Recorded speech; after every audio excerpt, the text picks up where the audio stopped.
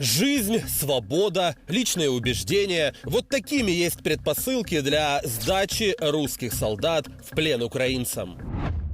Здравствуйте, я Чеботаревский Андрей Ильич, военнослужащий Вооруженных сил Российской Федерации. Проходил военную службу в воинской части 58-198. Это 1-й танковый полк, 2-я мотострелковая дивизия города Москвы. Мы с моими сослуживцами решили прийти сюда, дабы рассказать всему свету о том, что мы увидели. Сдаваясь в плен, российские солдаты руководствуются не только желанием рассказать соотечественникам, что на самом деле затеяла кремлевская власть в Украине. Зачастую природные потребности берут верх, и солдаты сдаются в буквальном смысле ради куска хлеба. Мы 2 дня ничего не кушали. Если можно, нам на троих 2 бутерброда. С такими словами целый экипаж танка сдался в плен украинским воинам. Они просили накормить их и не пытать. Для меня тогда это было так интересно, смешно. Это как так? 2-я армия мира сдалась в плен. Целый экипаж танка сдался за 2 бутерброда в плен. В благодарность за еду экипаж научил гражданских даже обороняться от их же захватнической армии и дал в распоряжение свой танк.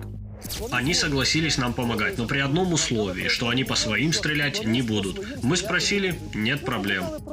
Не будете стрелять, не нужно. Покажите, как нам стрелять, наводите на цель, стрелять будем мы сами. На что они согласились, и так мы пользовались этим танком. С каждым днем этой убийственной войны все большее количество россиян начинает снимать розовые очки и интересоваться, а за что же их солдаты погибают в Украине. Ну, все время так вот. Мы что, на Киев заходили, ВДВ, все захватили, когда вышли, все отжали обратно. На Изюм заходили, отбили, с Изюма ушли, отжали обратно.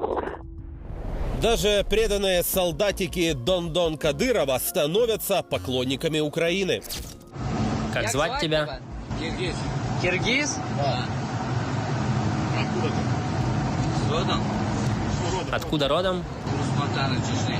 Ну все, будешь живой. Ну все, не переживай, будешь живой, все будет хорошо. Да, все нормально. Слава Украине! Некоторые российские военные больше не могут убивать на чужой земле. Я думаю, вам уже объяснять не нужно, что происходит в Украине и что делает эта сволочь, которая прикрывается вами, как пушечным мясом. И вам еще очень повезло, потому что вы тут, в безопасности уже. Сейчас вас накормят, а ваши товарищи так и останутся лежать в грязи. Кому-то нужна медицинская помощь? И им, этим самым некоторым военным, явно стыдно за то, что они делают на мирной до их прихода украинской земле. Россиянин, россиянин, да. Россиянин. Вы знали, что мы на войну ехали? Нет, не знали. Я хочу жить в мире, работать в школе, как я работал, воспитывать деток. Мы жили нормально и радовались жизни. Вы здесь не нужны были. И тут главный вопрос, станет ли это явление массовым. На самом ли деле российские солдаты поймут, что Путин затеял кровавую игру, от которой страдает не только Украина, но и сама Россия.